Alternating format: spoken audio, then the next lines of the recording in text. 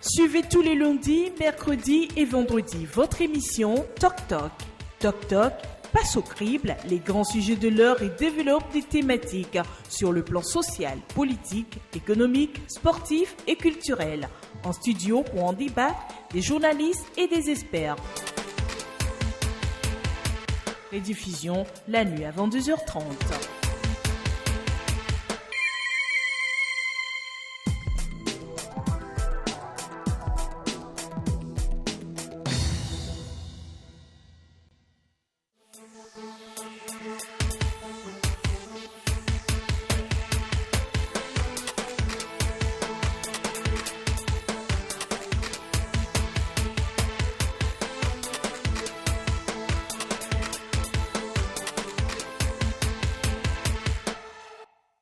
Mesdames, Messieurs, bonjour. C'est avec un grand plaisir que je vous retrouve ce matin du lundi 4 juillet 2016 pour un nouveau numéro de l'émission Toc Toc. Toc Toc est au numéro 50 aujourd'hui. C'est le 50e numéro. Merci pour votre fidélité.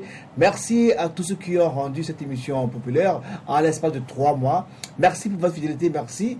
Et maintenant, on compte sur vous pour communiquer sur l'émission pour qu'elle vive davantage. Ce matin, nous recevons en studio deux confrères comme d'habitude. Le premier pour nous, Ibrahim Acha. Il est le patron du journal Les Temps Nouveaux. Bonjour Ibrahim. Bonjour Junior, bonjour à tous ceux qui nous suivent en ce moment. Alors, merci d'avoir répondu à notre invitation. Notre second confrère ce matin, vous le connaissez, c'est un habitué de la maison. Son nom, Carlos Ketou. Il est le patron du journal L'Indépendant Express. Bonjour Carlos. Bonjour Junior et très bon début de semaine à tous les téléspectateurs. Merci. Alors, dans la deuxième partie de l'émission de ce jour, nous aurons comme invité M. Nicolas Dopessé Lawson. Il est le président du parti de renouveau de la rédemption PRR. Donc, mesdames, messieurs, gardez votre fidélité devant LCF aussi, City FM et bien aussi sur le www.lcftogo.com. Mesdames, messieurs, avant toute chose, voici la une des journaux.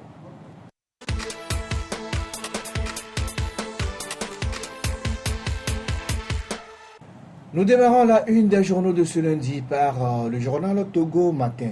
Togo Matin qui titre à sa une Indice de performance logistique 2016. 92e, le Togo fait un bond de 47 places. Dossier développement le PUDC pour relever de vrais défis. Politique CAP 2015, pourquoi les manifestations de rue ne suffisent pas. Transport, lancement de la liaison Lomé-New York éditoriale, intellectuel et le politique. Toujours dans les kiosques, nous avons le correcteur. Le correcteur donc qui titre débarqué de l'UTB et remplacé par Patrick Mestralet, Iou Atibé dans son zèle outrageant se fait annoncer à la tête de la CNSS. Jusqu'à quand Ford continuera de privilégier la minorité pieuse? Affrontement autour de la chefferie du canton de Covier, le préfet Adossi et l'inspecteur Adedje accusés de complicité avec le chef Mondro imposé. Drame à Adidogomé, 2 enfants disparus, retrouvés morts dans le coffre d'une voiture. Et puis l'espace médiatique togolais s'agrandit, Pyramide FM fait son entrée en plus grand. Dernier journal dans les kiosques avec nous dans le visuel ce matin, c'est Liberté. Le quotidien privé titre Réforme, état de droit, situation socio-économique. Les vérités insidieuses de l'ambassadeur américain David Gilmour. Les USA pour un dialogue politique sur les réformes. Réformes constitutionnelles et institutionnelles, CAP 2015 et ses militants poursuivent la mobilisation populaire. Grand reportage à Gouin, le bidonville, la nouvelle préfecture, les camps militaires. Socodé, plus de pierres sur les fidèles de Winners Chapel International, 3 blessés, dont un enfant de 18 mois. Et puis, rapport 2016 de la BAD, Nourrir l'Afrique, le deuxième du top 5. Le groupe de la BAD indique la voie vers la transformation agricole. Retour en studio, nous avons un journal qui est avec nous ce matin. Le journal s'appelle Le Miroir Info, le reflet de l'actualité. Miroir Info de ce lundi, donc, au titre problème de chefferie traditionnelle à Covier, les dessous de la forfaiture du duo Payadoua Boubessi, Adossi Sénat. Face au non-respect de l'accord du 5 janvier 2016, les délégués et employés de OACM Fortia et Pepabag amorcent des actions d'envergure. Promotion des produits togolais, Lomé Arbrit, du 22 juillet au 2 août, la première édition de la foire Made in Togo. Et puis technologie GT Store Pro, un logiciel de gestion développé par 2 jeunes togolais. Nous marquons une pause derrière la première partie de l'émission avec les journalistes en studio.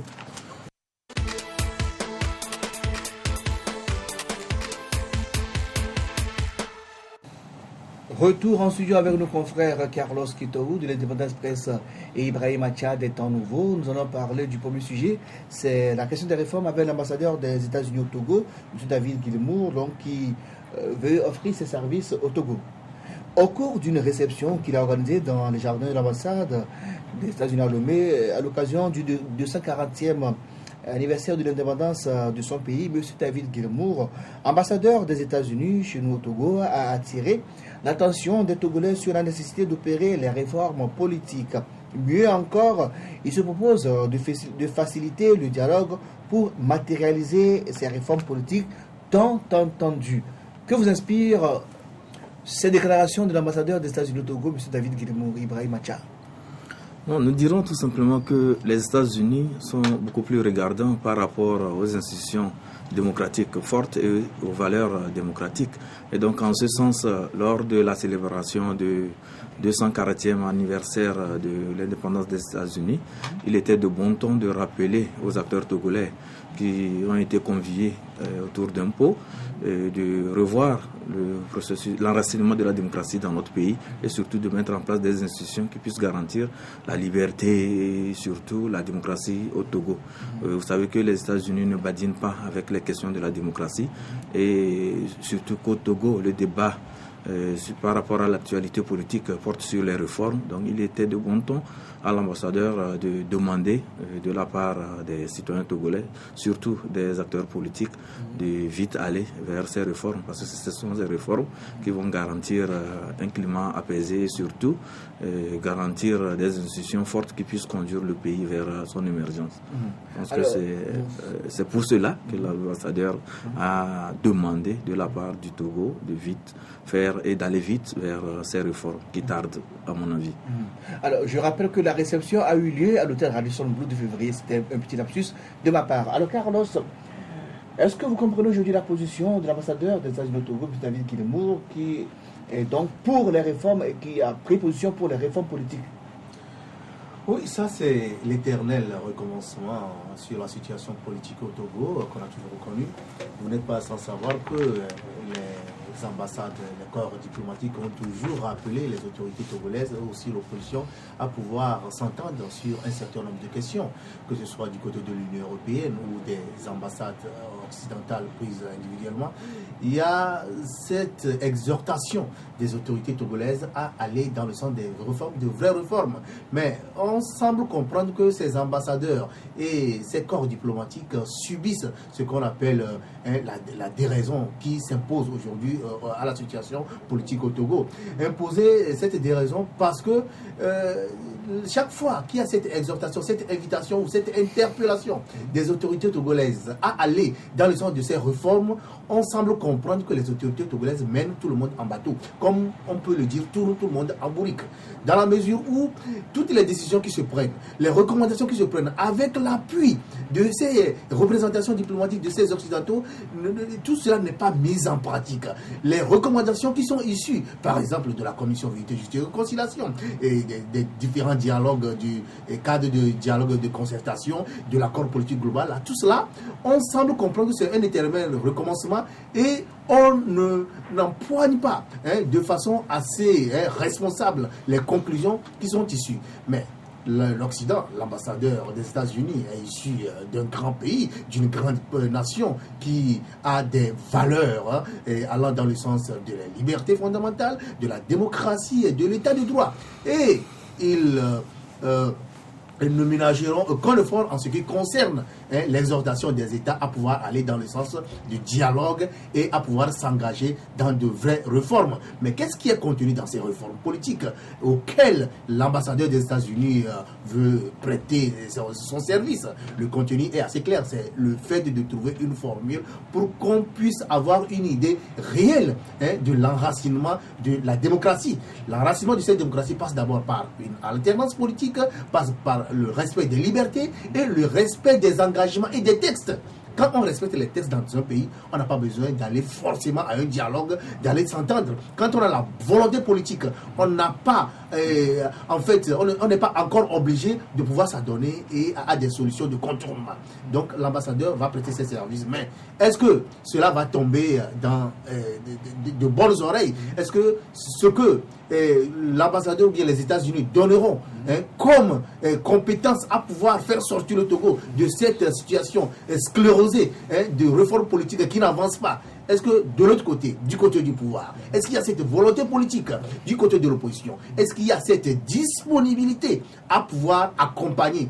Parce que c'est plutôt nous qui finirons par accompagner les États-Unis dans leur œuvre de nous sortir de cette situation, alors que normalement nous avons la responsabilité de comprendre que les réformes profitent à la nation et non profitent à des intérêts. Il faut que le malade accepte prendre le médicament, le médecin va prendre le médicament à sa place. Naturellement. Et c'est ce qu'on constate, c'est comme si les Occidentaux, l'ambassade d'Allemagne et des États-Unis de France, ceux-là, ils sont beaucoup plus préoccupés par notre situation que nous-mêmes. Alors qu'il faut tout simplement un sursaut patriotique, une certaine volonté politique venant, par exemple, du chef de l'État. Il est le premier magistrat du Togo. Si Faure Gnassingbé veut aujourd'hui engager les réformes pour que dans les prochains mois, qu'on sache à quoi s'en tenir en matière d'élections ou des présidentielles 2020, des élections locales, des élections législatives, si Faure Gnassingbé veut mettre fin, siffler la fin de la récréation, il peut le faire. Donc ils diront que ça ne se décrète pas. Ça ne se décrète pas, mais un chef d'État est un chef d'État. Il a son parti politique qui est majoritaire à l'Assemblée. Et vous savez, sur la question des réformes, je suis vraiment surpris qu'on continue d'épinailler sur les réformes politiques. Dans ce pays, au Togo, quand le chef de l'État et certains acteurs économiques ont voulu mettre en place des réformes économiques pour accoucher ce qu'on appelle l'Office togolais des recettes, cela n'a pas été... Il n'y avait pas eu de résistance. Le chef de l'État a donné son accord. Mais ça n'a pas respecté la révision de la Constitution.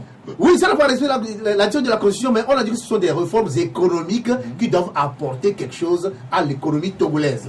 Même si ces réformes vont caïca, on sait que cela s'est imposé malgré le fait que certains acteurs, qui sont des acteurs principaux, dont on n'a pas pris en compte leur position, leur façon de voir la chose, se sont vus carrément neutralisés, et les réformes économiques se sont poursuivies jusqu'à ce que l'auteur ne soit devenu un instrument fort. Mais si dans le domaine économique, on a pu opérer des réformes qui ont accouché d'une structure qui s'impose aujourd'hui à tout le monde, pourquoi ne pas engager ce même pas dans le domaine politique pour que les réformes puissent se poursuivre? Donc, s'il s'agit d'une question de volonté et d'une question de ton que le chef de l'État togolais devrait donner, s'il donne ce ton, s'il claque la dynamique, ça va passer. Cela va passer. Merci Carlos. Donc, le reste, c'est une question de mauvaise foi et on attend de voir ce à quoi cela va aboutir. Alors, Ibrahim Acha, il est aujourd'hui clair que le gouvernement ne peut plus reporter encore longtemps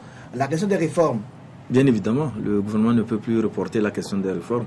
Et mon confrère parlait de la volonté politique. Moi, je dirais que la volonté politique y est, parce que s'il n'y avait pas la volonté politique, tout récemment, et lorsque l'exécutif a envoyé un projet de constitution à l'Assemblée nationale, cela participe de sa volonté d'opérer des réformes dans le pays. Mais qu'est-ce qui s'est passé? C'est au niveau de l'Assemblée nationale qu'il y a eu des querelles au niveau de nos élus du peuple, parce que il y avait la question de la rétroactivité qui s'imposait et il fallait trouver un consensus au niveau de l'Assemblée nationale pour pouvoir décrypter la crise. Mais qu'est-ce qui s'est passé? Chacun a tiré le drap de son côté, finalement ils ne se sont pas entendus et la majorité qui était à l'Assemblée nationale a fait valoir son droit de vote et finalement la loi a été rejetée.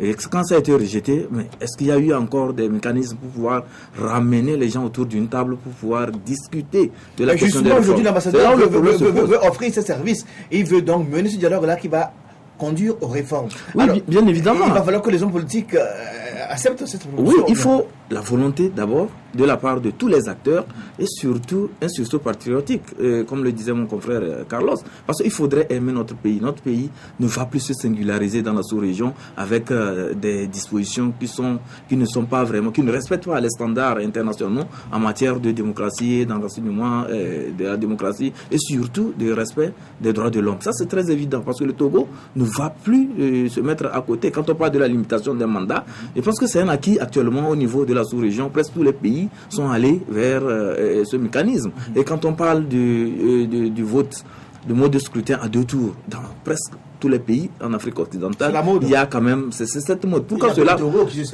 cela? C'est parce que on voudrait quand même garantir certaines valeurs et amener tous les citoyens à l'exercice du pouvoir dans notre pays, parce qu'il n'y a pas qu'une famille qui a le monopole de diriger un pays, mais tous les citoyens aspirent à diriger ce pays. Donc il faut mettre les mécanismes pour donner des chances égales à tous les citoyens. Je pense que c'est à cela que l'ambassadeur voudrait que les acteurs politiques se retrouvent encore pour discuter, parce qu'il faut aussi rappeler, l'APG a dit qu'il doit avoir des réformes consensuelles. Consensuelles, ce qui voudrait dire que tout le monde doit se retrouver et discuter, et trouver un consensus. Une question. A-t-on besoin de réfléchir avant de faire... de limiter le mandat à 2, de faire les élections à 2 tours? On a besoin de se retrouver encore pour réfléchir autour de ça? Oui, il y a aussi... Les besoins sont déjà identifiés. C'est identifié, mais il y a aussi le contexte qu'on ne doit pas ignorer. Oui. Nous sommes dans un pays où nous sommes sortis d'une crise, et à la suite de cette crise, je veux parler de la crise de 2005, où il y a eu des violences inouïes. Et à la suite de cela, il y a eu un mécanisme de justice transitionnelle qui a réfléchi sur les violences, les causes de ces violences et comment faire pour aller vers la réparation. Et ce qui a été dit au niveau de la CVJR, c'est que cette réparation doit déboucher sur la consolidation de l'unité nationale et de la réconciliation. Donc pour qu'il y ait réconciliation, les gens doivent s'entendre sur les réformes à opérer. C'est ça le problème. Mais c'est déjà identifié. C'est le contexte. Oui, c'est identifié. Mais quand on parle de limitation de mandat et autres là, on doit toujours revenir parce que le contexte togolais est atypique. Parce que nous avons un pouvoir cinquantenaire. Et pour discuter de la limitation des mandats, il faudrait vraiment s'asseoir, déblayer le terrain pour voir comment est-ce qu'il faut faire pour pouvoir aller vers ces réformes. Parce que ça ne peut pas venir, on ne peut pas du jour au lendemain dire que la limitation de mandat c'est un mandat renouvelable une fois. Et dans le contexte togolais actuellement, le chef de l'État est en train de faire son 3e mandat. Si aujourd'hui on dit limitation de mandat renouvelable une seule fois, le mandat 1 va commencer par où? Par où on va décompter? Et le renouvelable une seule fois, là, ça va s'arrêter où? Voilà le problème qui se pose. Donc il faut discuter, il faut s'asseoir, discuter, déblayer les choses et s'entendre sur un minimum. Quand vous vous entendez sur un minimum, vous fixez les repères et les choses vont avancer. Alors, mais de façon unilatérale, ça ne peut pas se faire. Alors, quand tu permets, APG, CPDC renouvelé, Dialogue Togo Télécom 1, Dialogue Togo Télécom 2, tous ces cadres ont bien identifié les réformes. Alors, pourquoi ne pas passer à leur matérialisation et vouloir encore se réunir, enfin faire du dialogue, dites-moi. Oui, c'est l'errance que le Togo a toujours donné comme mode opératoire. Le Togo, quand je dis le Togo, c'est principalement ceux qui gouvernent le Togo, les autorités togolaises. Et je ne veux pas comprendre, ce serait une insulte de penser que le Togo est atypique, que le Togo sort de l'ordinaire et est un État extraordinaire. La guerre qu'a connue la Côte d'Ivoire, avant d'être stabilisée aujourd'hui, n'est pas moindre ou bien n'est pas inférieure à la guerre, n'est pas supérieure ou bien, non, n'est pas inférieure à ce que le Togo a connu. Le Togo a connu des élections, peut-être en 2005 avec 500 morts, mais la Côte d'Ivoire a connu une rébellion qui a duré près de 10 ans. Mais la Côte d'Ivoire est sortie de ses sentiers battus et se stabilise en matière économique, en matière politique et en matière de réforme. Si vous permettez, en Côte d'Ivoire, il n'y a pas eu de tripatouillage de la Constitution. Donc la Constitution est là. Et il y a eu la crise, donc il n'y a pas eu de modification de la Constitution. C'est une précision que je vais vous apporter. Ils se sont engagés dans une guerre avec des armes, mais se sont revenus à la raison et ont continué par opérer des réformes. Aujourd'hui, le président Ouattara, avant d'être élu, a dit qu'il va opérer les réformes pour sortir de la Constitution. Et ça serait fait en octobre, même s'il y a une opposition qui est en train de dénoncer le référendum, la date est déjà fixée. En l'espace de 5 mois, et il y a eu des réformes qui ont accouché d'une certaine situation qui permet d'atteindre les objectifs du chef de l'État. Cela veut dire que le président a fait une promesse Et il a honoré cette promesse jusqu'à ce jour. Au Togo, les promesses que les autorités togolaises font par rapport aux réformes, notamment en commençant par l'accord politique global, l'accord politique global devrait consacrer véritablement ces différentes réformes et qui sont identifiées et identifiables. Et Junior, tu l'as dit tout de suite, il y a la question de la limitation des mandats, le mode de scrutin et puis d'autres questions. On n'a pas besoin de se retrouver, de créer une commission, d'aller au CPDC, tout ça là, avant de voir ce qui est déjà identifié. Si on a la volonté d'opérer rapidement ces réformes et que le Togo puisse avancer sur une voie de démocratie, mais on doit le faire avec l'accord politique global qui a imposé en quelque sorte le consensus autour de cette décision. On ne peut pas se prévaloir de dire que nous avons la majorité à l'Assemblée, donc nous pouvons dire non à ces réformes. On ne peut plus parler de rapport de force dans la mesure où l'accord politique dit que les deux parties devaient mener une approche consensuelle pour trouver les solutions. Des solutions à des problèmes qui ont été déjà identifiés. Donc, je crois que face à une situation où on se dit qu'on est au pouvoir depuis près de 50 ans, parce que les gens se disent que c'est la même famille qui est là jusqu'à aujourd'hui, et on est dans une situation qui ne permet pas en fait d'opérer ces réformes en toute responsabilité, où on a des craintes que bon voilà, en faisant ces réformes là nous avons des intérêts personnels qui sont en jeu, alors que les réformes ne devraient pas profiter à un parti ou bien à un autre. Les réformes devaient viser un avenir sur le plan national, l'avenir de tous les citoyens togolais. Et c'est sur cette tendance-là qu'il faut prendre la question pour ne pas continuer à pinailler sur ces questions de réforme. Alors nous allons évoluer, malheureusement on n'a pas le temps, on y reviendra parce que les réformes, ce serait peut-être encore dans les semaines à venir, on en parlera largement. On va évoquer un sujet d'actualité, c'est la crise au Comité d'action pour le renouveau CAR. La crise qui secoue donc le CAR depuis le mois de novembre 2015 a visiblement atteint une ampleur incommensurable au point que certains observateurs parlent aujourd'hui de chemin de non-retour. Ibrahim Acha. Oui, bon, on peut dire que c'est le chemin de non-retour, mais même si ce n'est pas ce que disent certains acteurs de cette crise au sein du CAR, nous avons lu l'interview que Maître Agouiba a accordée à un confrère, je vais parler de l'Afripresse, où il disait que c'est une crise au sein de la famille et qu'ils vont se retrouver et régler cette crise au sein de la famille. Mais les propos qui fusent d'un peu partout, quand on suit un peu les déclarations de Maître Pévon ou bien les déclarations de ses supposés lieutenants, on comprend qu'ils ont franchi la ligne quand même de non-retour et maintenant c'est une certaine animosité qui anime chacun des protagonistes et le retour vraiment serait un peu difficile. Ça serait difficile en ce sens qu'il y a des propos qui ont été tenus à l'endroit d'Agouiba. Vraiment, c'est des propos que moi j'ai jugés trop sévères, d'autant plus que quand vous êtes dans une formation politique, il faudrait aussi savoir ménager les doyens. Parce que quand on commence par envoyer des mots vraiment déshonorants à l'endroit des doyens, je pense que ça peut aussi blesser leur amour-propre et finalement, c'est qu'ils ne seront plus prêts quand même à revenir à de meilleurs sentiments. Je pense que c'est cette situation qui prévaut actuellement au sein du comité d'action pour le renouveau, et surtout que, selon certaines indiscrétions, Maître Pévon sera sur le point de créer sa propre formation politique. J'ai vu ça, même... C'est des rumeurs. C'est pourquoi il dit des indiscrétions. Mais j'ai vu certaines images qui me disent que ça peut être cela, parce que j'ai vu un militant, mais c'est une photo que le responsable du CAR de Wawa nous a présenté, un militant qui était dans un t-shirt pas aux couleurs du CAR, mais c'est une couleur vert citron, mais sur le t-shirt il y avait la photo de Maître Apévon. Ce qui voudrait dire que c'est peut-être un début. Isolé, ça peut être le fait du citoyen aussi. Hein, c'est possible. Mais il faut faire remarquer qu'il y a des propos qui nous disent qu'il ne peut plus revenir, il ne peut plus être ensemble. Parce que quand on va jusqu'à dire que ça passe ou ça casse, ça voudrait dire qu'on n'est plus prêt quand même à rester dans la dynamique du CAR. Et c'est ce que certains militants du CAR aussi ont compris quand j'ai posé la question.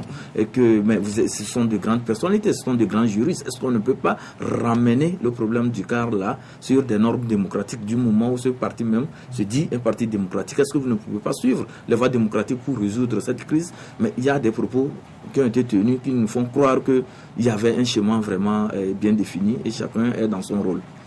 Carlos, Maître Dodji Apévon, le président du CAR, de retour d'un voyage à Genève, donc s'est prononcé sur la réunion qui a eu lieu à l'hôtel de la Mugette à Djolé, où 33 fédérations sur les 36 que compte le parti ont le somme plutôt d'organiser un congrès dans un délai maximal d'1 mois. Alors, Maître Apevon plutôt dit clairement que cette réunion est illégale et ne respecte en rien les tests du parti. Oui, la réunion est illégale. J'ai eu à enquêter un peu sur ce qui s'est réellement passé. C'est une réunion qui est issue d'une manipulation d'une personnalité du parti, notamment la personnalité principale qui est l'objet de la crise, Maître Yanvi Agboibo, qui a manipulé certaines fédérations à pouvoir se réunir et à faire passer son message, le message invitant à organiser un congrès. Et comment cela s'est passé? On a fait une campagne qui avait 2 objectifs, celle de dénigrer Maître Apevon et l'autre de réunir les présidents des fédérations pour atteindre l'objectif que Maître Yanvi Agboibo leur avait assigné.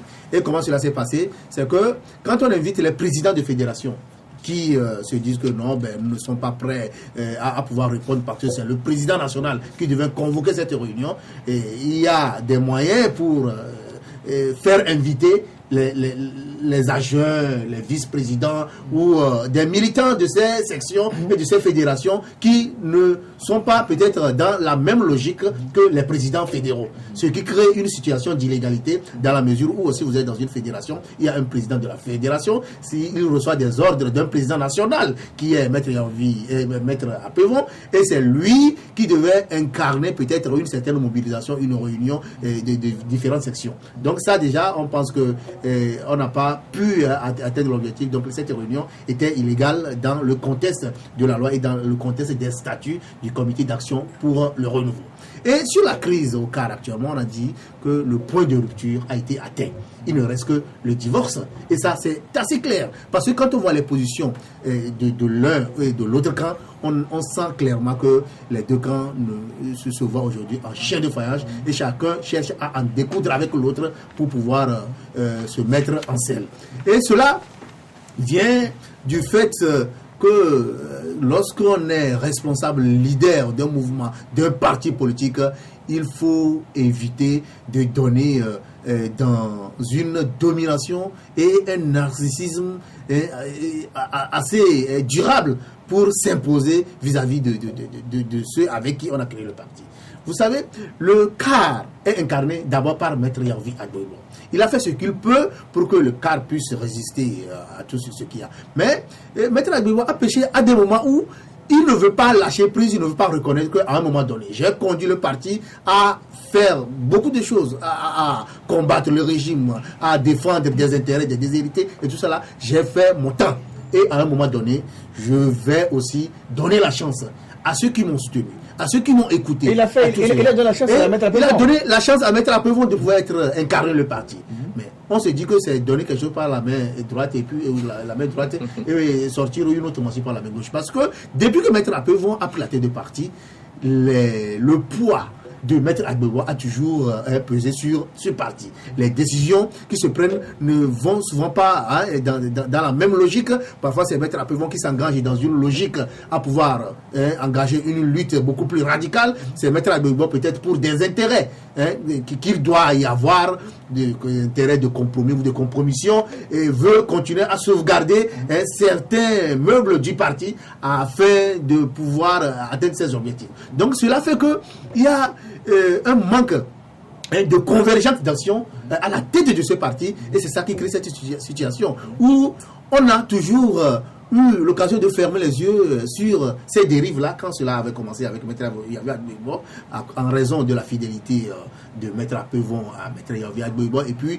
de certains cadres. Mais cela devrait s'annoncer depuis très longtemps, puisque le CAR est le parti où il y a le plus de personnes qui se sont retirées de façon volontaire et qui n'ont pas fait de déclaration tapageuse pour dénoncer. Il y a par exemple Afaroumadi, et M. Bonnet, et voilà. Ce sont des cas de même le vice-président du parti au pouvoir uni aujourd'hui, Georges Aïdam était un cadre du comité d'action pour le renouveau. Mais si on est dans un parti politique, on est à la tête d'un parti, et de plus en plus, il y a de ces démissions, de ces défections, on doit s'attendre on doit se remettre en cause et se dire qu'on a un problème qu'il faudrait résoudre, sinon mais le bateau va chavirer. Et c'est ce qui est en train d'arriver aujourd'hui au comité d'action pour le renouveau. Et qu'est-ce qui cause le véritable problème? C'est que Maître Yahouvi Agbouibo veut revenir à la tête du parti.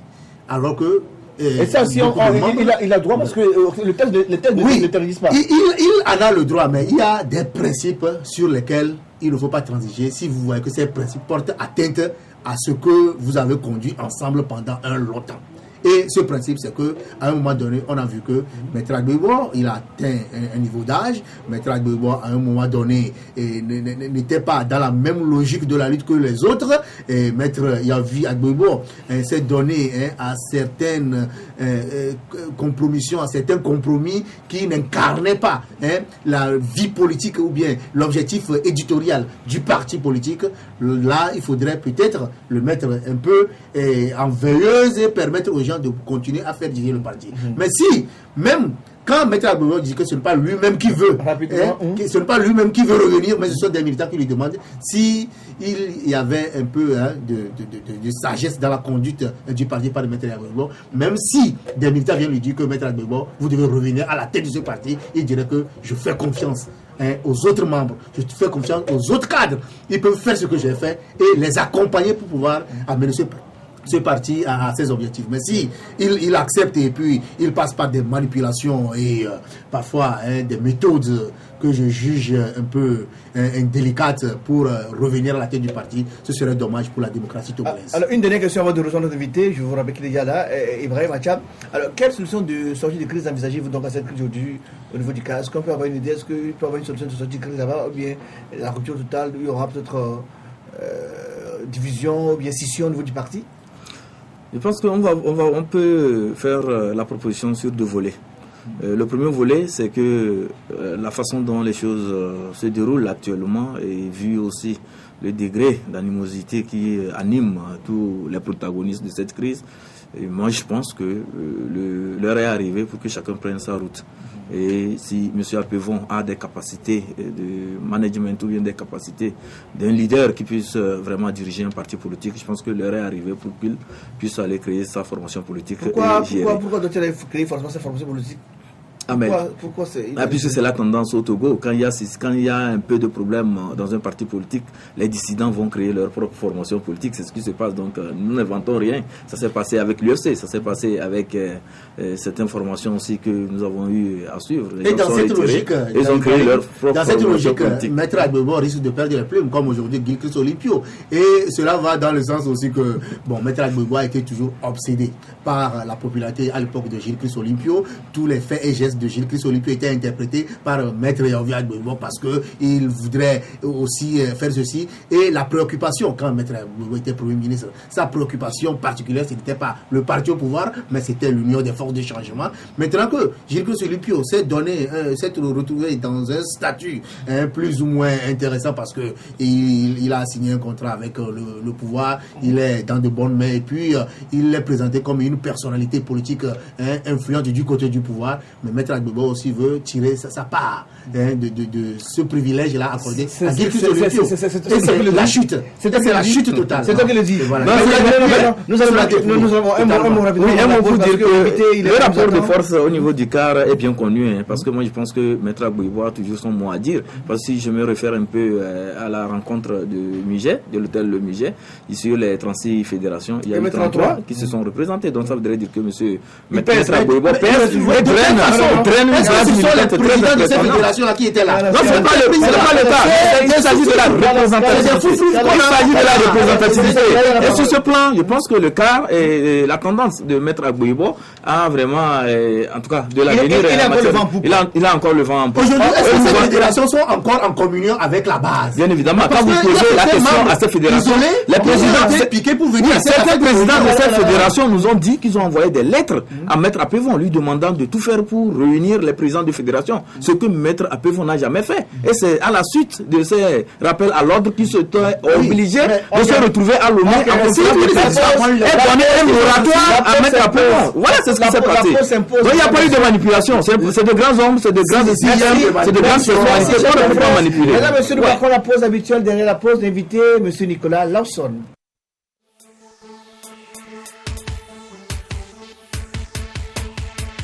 Suivez tous les lundis, mercredis et vendredis votre émission Toc Toc. Toc Toc passe au crible les grands sujets de l'heure et développe des thématiques sur le plan social, politique, économique, sportif et culturel. En studio pour en débattre, des journalistes et des experts. Rediffusion la nuit à 22h30.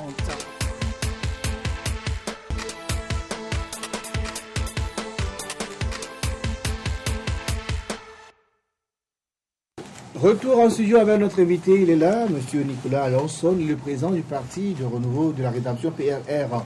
Bonjour. Bonjour. Alors, nous recevons, comme vous le dites, un homme politique ce lundi pour démarrer la semaine. Donc, M. le Président, merci d'avoir accepté notre invitation. La première question va tout droit. Le Parti du Renouveau de la Rédemption PRR semble disparaître ces dernières années du champ politique togolais. Plus de sorties sur le terrain, plus de conférences de presse. Alors, on se demande pourquoi cette inversion au niveau de votre parti? Non, c'est une mauvaise constatation. Nous sommes là, nous travaillons. Et notre but, ce n'est pas de faire de l'ostentation qu'on nous voit. C'est de faire en sorte que les Togolais puissent avoir certaines informations qui leur permettent de faire des choix bien conscients de leur réalité et dans le monde dans lequel nous vivons, ce que nous devons faire pour le progrès de ce pays et pour la dignité de son peuple. Donc notre but n'est pas de s'agiter pour qu'on nous voie, qu'on nous entende et que nous soyons un parti politique comme les autres. Notre mouvement est un mouvement de conscientisation et de formation et apporter à nos compatriotes un certain nombre d'informations telles que le monde évolue et la destinée de notre pays, ce que nous voulons pour ce pays-là, là où nous voulons aller, et s'entendre avec le peuple lui-même pour savoir là où il veut aller. Et si le peuple nous indique un certain nombre de voies à suivre et autres, alors nous nous engagerons le moment venu. Parce que nous sommes prêts depuis ce que nous disions durant ma campagne en 2003, et peuvent être modifiés, ainsi de suite, mais fondamentalement, il n'y a pas de changement, même si sur le plan de l'estimation des coûts, ainsi de suite et tout. Donc nous sommes conscients de cela et c'est le travail que nous faisons. Okay. Oui, monsieur Nicolas Lawson, permettez-moi de poser une question au président. Vous incarnez un parti politique qui fait des propositions, qui fait des analyses économiques, qui interpelle l'autorité, le pouvoir sur un certain nombre de questions, et notamment des dérives. Mais on a l'impression dans l'opinion que le parti donne un peu trop dans des critiques trop sévères ou bien dans des insultes. Et quand on attend Nicolas Lawson, on se dit que il va encore insulter, on va rigoler. Vous pensez que on vous prend au sérieux dans cette façon Oui, mais les affabulateurs et puis des gens qui ne savent pas ce qu'ils veulent, ils peuvent raconter n'importe quoi. Chez nous, ce que vous appelez insulte n'est que des constatations. Quand vous voyez un ministre de la République, soi-disant, se présenter devant la représentation nationale, soi-disant, et que ce soi-disant ministre leur dit que pour un projet de 37 milliards, on a décaissé 26 milliards pour la société qui a gagné l'appel d'offres, et cette société a consacré ces 26 milliards pour acheter des équipements, et que vous croyez qu'il faut faire des commentaires de je ne sais pas. Non, nous disons un tel ministre, soi-disant, doit être arrêté avec ceux à qui ils ont confié l'argent de la République. Donc c'est un voyou. Ce sont des escrocs. Ce sont des gens qui crée dans notre société la misère, vous comprenez, et qui contribue donc à aggraver la misère en jouant sur l'ignorance des populations. Donc si vous croyez que nous allons aussi jouer ce jeu-là pour il a fait... Non, nous ne sommes pas des commentateurs. Je ne suis pas un commentateur. Vous comprenez? Vous êtes qui alors? Je suis un homme d'État, un patriote qui aime mon pays et qui veut le bien de ce pays et qui souhaite que mes compatriotes aient une certaine dignité, qui forcément, parce que nous sommes dans ce qu'on appelle la globalisation, la mondialisation, et puis une nation, la dignité d'un Togolais, si on me dit quelque part, voilà un Togolais qui a telle capacité, qui a fait ça, ça me procure aussi de l'honneur, vous comprenez, ça me procure... Donc je ne peux pas accepter qu'un prétendu ministre puisse se mettre devant la représentation nationale, soi-disant, et déclarer ça, et soit toujours ministre. Je dis c'est un voyou. Et c'est pour ça qu'il faut insulter. Faut pas vous appelez ça insulter quand quelqu'un vole, et qu'on dit qu'il est voleur, donc on l'a insulté.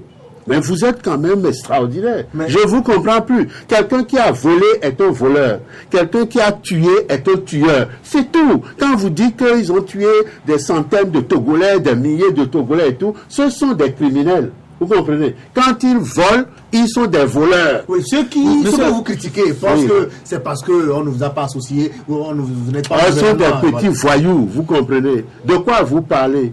Est-ce que notre pays, le Togo, n'est pas n'importe quel pays? C'est parce que des prétendus politiciens ont tout fait pour que les médiocres, les plus médiocres parmi nous et les plus crapules accèdent au pouvoir et font n'importe quoi de cette nation. Donc vous ferez mieux que si vous êtes... Mais c'est une évidence. Et les Togolais le savent. Vous comprenez? C'est pas parce que... Pourquoi ils ne vous élisent pas? Qu'est-ce que vous appelez, ils ne m'élisent pas? Est-ce que quand on a voté pour J.Chris Olympio à plus de 80% en 1998, Yassine Yadman même me l'a confirmé et m'a dit qu'il leur a dit de se débrouiller et ils se sont débrouillés. Vous comprenez? Donc quand vous avez des fraudeurs, des voleurs, qui abusent le peuple, qui achètent les consciences, qui aggravent l'ignorance dans le pays et la misère, et vous prenez ces résultats-là comme des références pour juger qu'ils n'ont pas voté pour moi et tout, mais vous plaisantez. Vous savez le vote qu'il y a eu à Kara, dans la COSA en 63 et en 2003, vous savez combien il y a eu comme vote pour Nicolas Lossol et dans les chiffres officiels ne vous le confirment pas. Oui, mais quand des voleurs vous présentent des chiffres et que vous acceptez ces chiffres-là et vous continuez comme si de rien n'était, ne venez pas vous plaindre après que le pouvoir ceci. Non, le reste ce sont des commentaires. Mais pourtant au Togo on vote les réformes. Monsieur le Président, quand on parle d'un parti politique, on voit le côté assise nationale et vous savez très bien que le PRR actuellement est en train de faire ses efforts et certains disent même que vous êtes en hibernation parce que on ne sent pas une base militante autour du PRR. Mais actuellement, comment est-ce que vous êtes en train de vous prendre pour pouvoir pallier à cela, si tant est que tout ce que vous faites comme effort, ça ne s'arrête qu'au niveau de Lomé, parce que sur les chaînes... D'abord, je vais vous dire une chose. Prenez le pouvoir et des gens qui disent qu'ils sont dans un pays indépendant, vous comprenez? Et dans ce pays indépendant, on va chercher donc soit des bureaucrates supranationaux, ou soit des diplomates ou autres, pour nous dicter ce que nous devons faire ou comment le faire. Quand on invente un concept bidon et que le concept n'invente pas, on en trouve un autre concept pour le remplacer. On a inventé dans ce pays FNF, FI. Et on a vu que c'était de l'arnaque.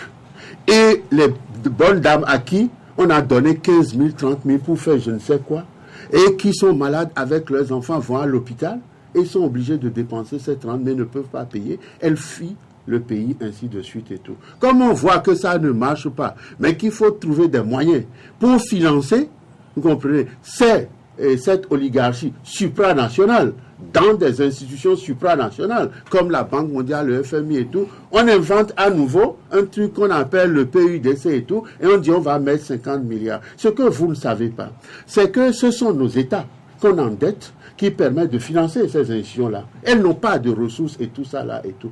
Et il faut faire comprendre ça au peuple togolais. Et c'est ce que j'essaye de faire. Mais ça n'intéresse personne, vous comprenez. Quand je viens... Pourquoi ça n'intéresse personne? Ça ne vous intéresse pas parce que quand je viens, par exemple, à une radio ou sur une télévision et que je dis qu'il y a un titre 10 dans la constitution togolaise qui oblige à créer le Conseil économique et social dans lequel doivent se retrouver les économistes, les juristes, les urbanistes et autres, les planificateurs, pour produire un plan viable pour ce pays, pour conduire sa destinée et tout. Personne n'en parle pas. On viole l'article 234 jusqu'à truc, tout un titre de la Constitution, ça n'intéresse pas la presse, ça n'intéresse pas les politiciens et tout.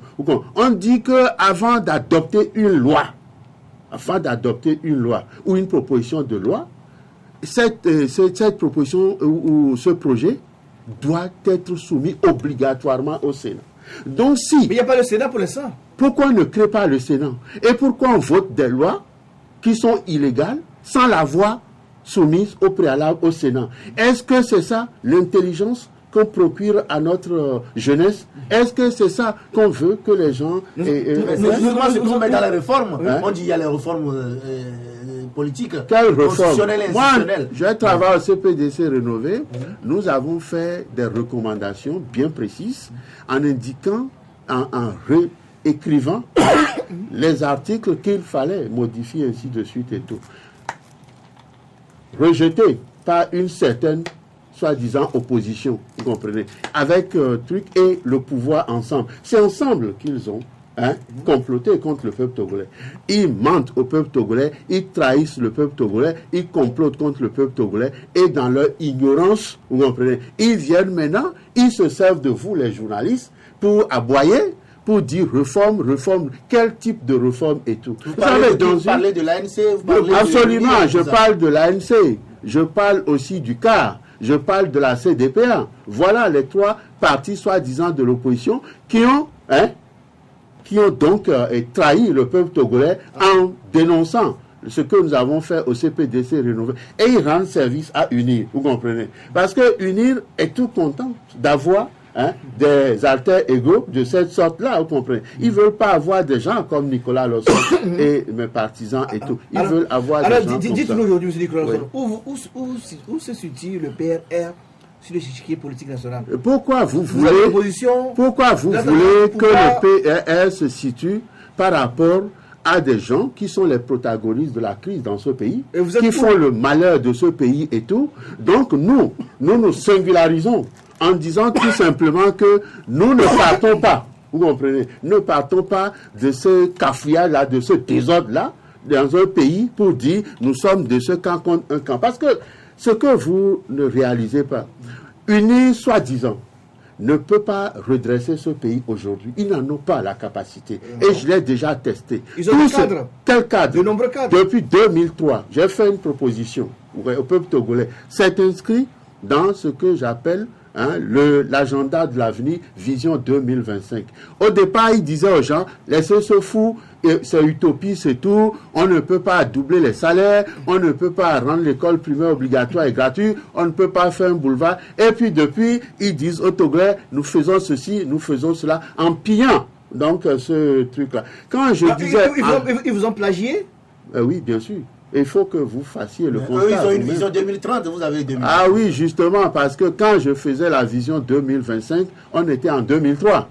Alors quand vous volez après, 10 ans après, vous ajoutez 5 ans.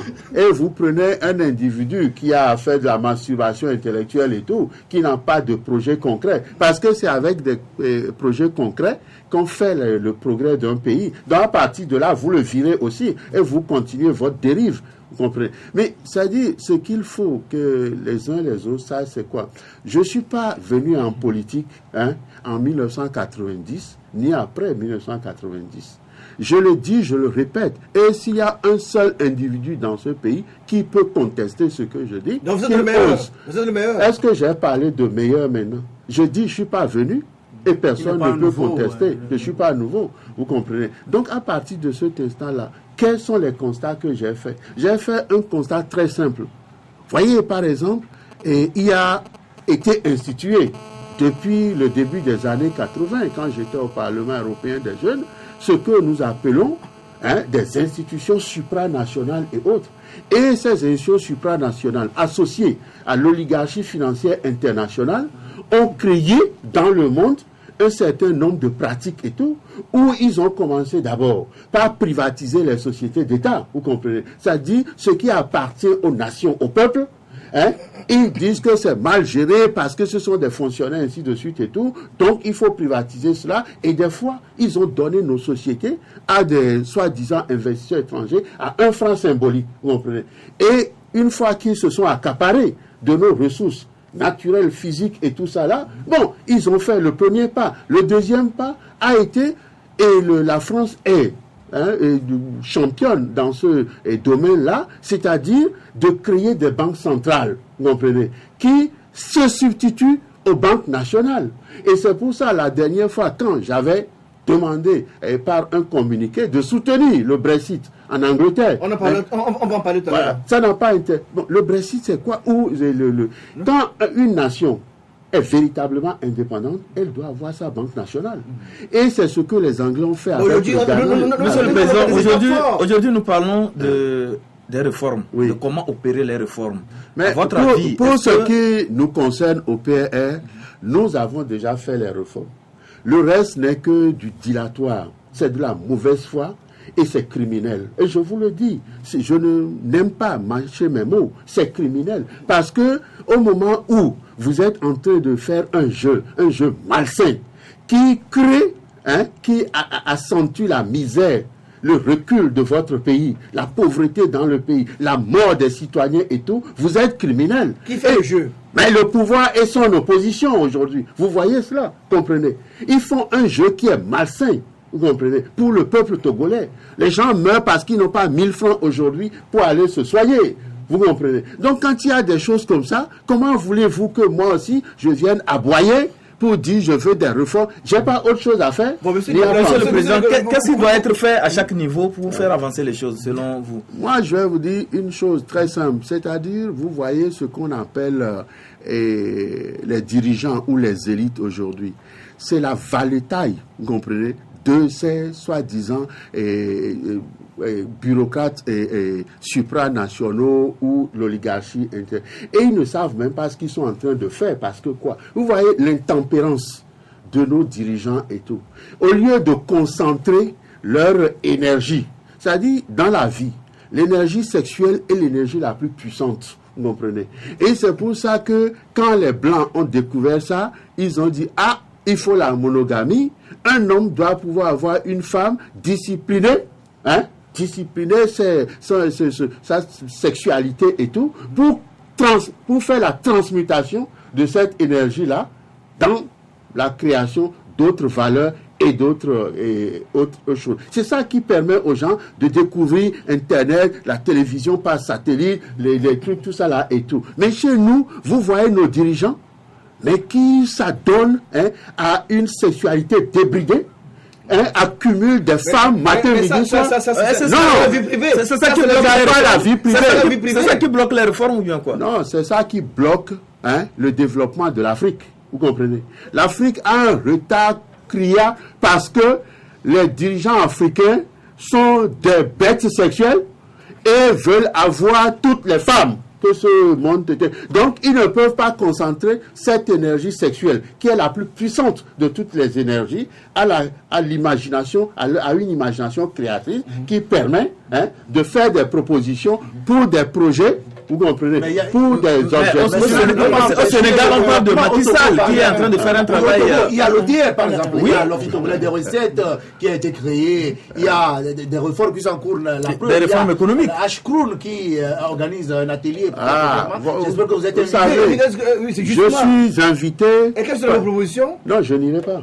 Pourquoi? J'ai pas mon temps à perdre avec des individus comme ça. Ils se foutent de ma gueule ou quoi? J'ai déjà, on a pris en conseil des ministres un décret.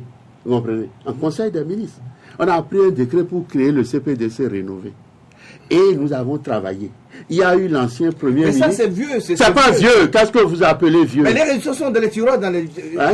Les réseaux sont là. C'est ça la bestialité, vous comprenez? C'est ça la bestialité. Quand vous croyez, par exemple, que ce qui peut faire avancer votre pays, vous faire avancer, vous pouvez retarder cela.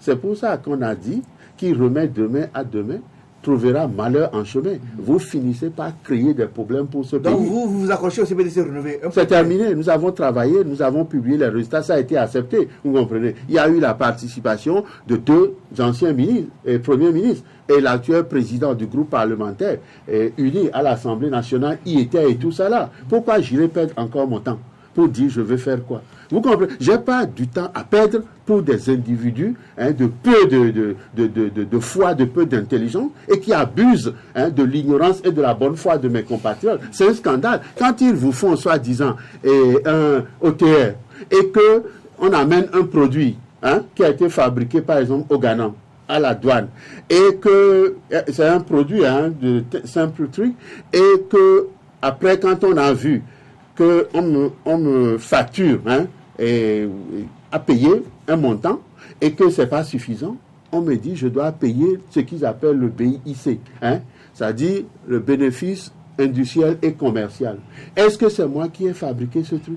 Est-ce que je l'ai déjà vendu? Est-ce que j'ai eu un bénéfice ou autre? C'est ça et c'est dans un logiciel, vous comprenez? Et quand j'expliquais à l'inspecteur des douanes que ah oui, vous voyez la tricherie là, et il me dit ah oui, c'est ça, c'est la machine et tout, et je dis mais vous avez été à l'école, vous avez fait des études supérieures et tout. Si vous n'avez jamais fait l'informatique, vous saurez que la machine ne sort que ce qu'on y a mis dedans. C'est le logiciel qu'il y a dedans qui vous sort ce résultat-là, qu'il faut donc mettre le BIC. Et je n'ai pas à payer, mais j'ai été obligé de payer. Et donc vous voyez les Burkinabés, les autres qui fuient le pays. Vous comprenez? Et ils vont au Bénin, ils vont aller au port autonome de Lomé. Les activités, je suis persuadé, ont diminué de 50%. Et c'est visible. Et c'est la faute à l'OTR. C'est la faute à l'OTR. Et puis la faute aussi à celui qui dit qu'il y a une minorité qui s'accapare des richesses du pays. Quand vous nommez quelqu'un qui est incapable, tu vois, qui est le maire de la capitale, il est le directeur général du port, il est le président du conseil d'administration et de CHU Tokwe, il est amiral, il est tout ça là, mais vous contribuez à bâtir et vos concitoyens, vous continuez à abuser vos concitoyens et vous êtes dangereux. Et c'est ça que moi je critique. Ils ne sont pas contents, je m'en fous, je ne leur dois rien du tout. Et ils n'ont pas de titre sur mon pays, le Togo. Donc pour vous, l'OTR est une mauvaise chose. C'est un scandale. Et en plus, on va m'amener dans mon pays un étranger qui ne parle pas français, qui est bien payé et tout. Parce qu'il n'y a pas dans ce Togo-là des gens capables. Mais les Togo n'ont pas postulé. Pourquoi vous irez faire postuler un étranger pour diriger les impôts, la douane d'un pays? C'est un scandale. Dans quel pays ça se fait? Qu'ils me disent dans quel pays ça se fait. Donc selon vous, depuis l'arrivée de Faure Gnassingbé, il n'y a rien, il n'y a pas eu de économique, social et politique. Monsieur Faure Gnassingbé et son équipe ont endetté en 11 ans ce pays à hauteur de 1750 milliards. Vous comprenez? Et quand vous mettez ça en comparaison parallèle avec ce que le défunt président Gnassingbé Adjuma a fait en 38 ans, c'est 1380 milliards. Vous voyez la proportion. Et ça ne me gênerait pas parce qu'il faut s'endetter éventuellement. Mais quand vous faites un tel endettement, les projets que vous avez réalisés doivent avoir retour sur investissement, c'est-à-dire des bénéfices pour pouvoir rembourser ça viendra. Ça viendra. La nouvelle aérogramme, par exemple, ça viendra. Les fruits. Depuis le 3e quai, on parle autonome de Lomé. Je vous ai dit tout à l'heure que les activités ont diminué de 50%. Ça viendra quand? Et quand vous prenez 40 milliards, et vous endettez ce pays à hauteur de 40 milliards et que vous l'investissez dans un hôtel, soi-disant vous réhabilitez cet hôtel-là, vous comprenez? Et que moi, je suis persuadé qu'avec 40 milliards, je peux construire 2 hôtels de même ordre comme ça. C'est sérieux? Mais je vous le dis. Vous croyez que je dis n'importe quoi? Ça veut dire qu'il y a eu du gâchis ou il y a eu du détournement? De surfacturation, escroquerie. C'est un scandale. Et c'est un milieu que je connais très bien. Les gens prennent leur commission et tout ça. Le milieu hôtelier. Oui, j'ai fait. la gestion hôtelière en Irlande. J'ai travaillé dans les plus grands hôtels dans le monde, ainsi de suite et tout, et partout. Comprenez. Quand vous prenez les 40 milliards, où est-ce que ce régime est criminel? C'est que sur les 40 milliards, quand vous prenez 20 milliards, vous comprenez, prenez 20 milliards, vous donnez 20 millions de subventions, comme je l'ai proposé, aux chefs traditionnels. Et vous leur dites, vous faites de l'agriculture, de l'élevage, la pisciculture et autres. Et vous créez 20 emplois dans votre canton ou dans votre village et tout ça, comprenez. Et vous me produisez des choses et je vous surveille avec une commission et tout. Parce que je connais aussi, j'en ai parlé, ils peuvent aller prendre deuxième, troisième, quatrième femme. Si dès que tu prends l'argent, tu prends encore une femme, tu as des problèmes, vous comprenez. On va t'enfermer, chef que tu sois et tout. Et la liberté, monsieur le président? Ah oui, la liberté a des limites. Le respect des libertés. La liberté a des limites. Si la liberté, si tu veux être libre et continuer avec ton débauche et ton vagabondage et tout, ne prends pas les 20 millions. Mais si tu prends les 20 millions, tu es obligé de créer les 20 emplois et de faire un développement surveillé et tout. Avec 20 millions pour les 1000 chefs, ça me fait 20 milliards. J'ai créé donc 20 000 emplois et je peux doubler ou tripler la production agricole de ce pays, augmenter donc la production des poules, des je ne sais pas quoi et tout. Avec 5 milliards, je fais quoi? Je donne 400 000 de subventions pour chaque hectare. Si tu veux développer un hectare, si tu l'as, je te donne 400 000. Donc, avec 5 milliards, j'ai au moins 12 500 hectares.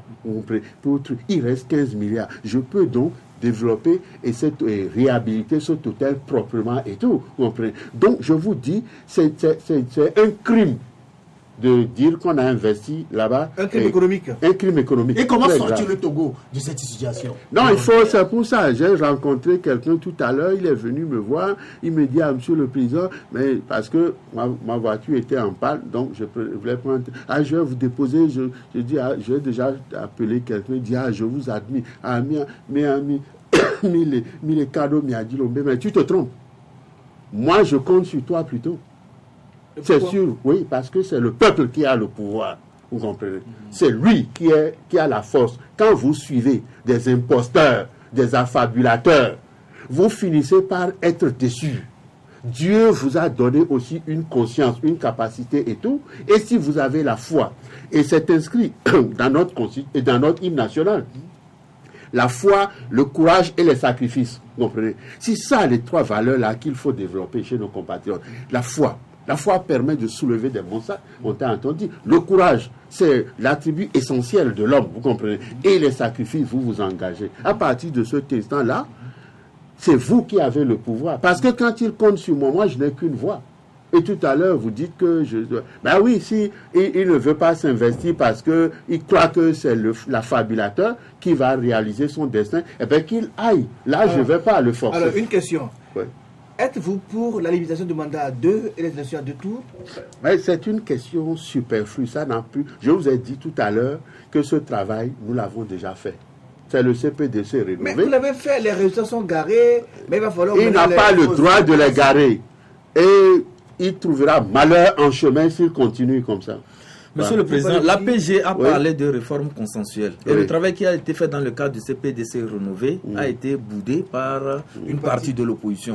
Et dès lors, est-ce que vous pensez qu'il peut y avoir consensus autour des résultats, des recommandations? Vous voyez, c'est ça la bêtise des élites dégénérées. La valetaille qui a confisqué le pouvoir de façon soi-disant démocratique avec des élections frauduleuses et tout. Ceux qui dirigent aujourd'hui nos pays sont extrêmement dangereux pour nos pays et tout ça là. Pourquoi ils vont s'asseoir pour dire si vous voulez avoir un accord, que ça soit par consensus?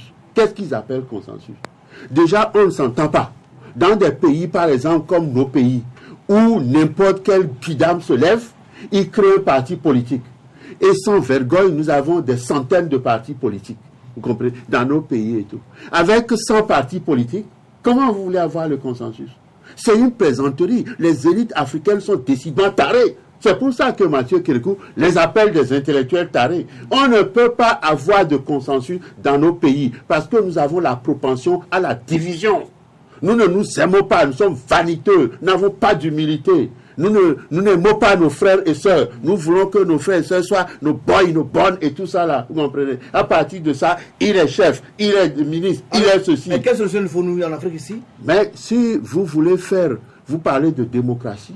La démocratie, c'est la majorité. Vous comprenez? C'est le compromis et la majorité. Si vous êtes 10, s'il y a 7 qui sont pour, eh bien, on est parti. Vous comprenez? Les 7 ont le pouvoir de décider. C'est ça la démocratie. Où est-ce que ces élites frelatées là vont trouver cette histoire de consensus? Et on vient me dire que des gens de l'ANC vont avoir des consensus avec des gens de UNI. Et on va me dire qu'après vont aujourd'hui dans la situation dans laquelle il va avoir un consensus avec Maître Agbebo avant que non.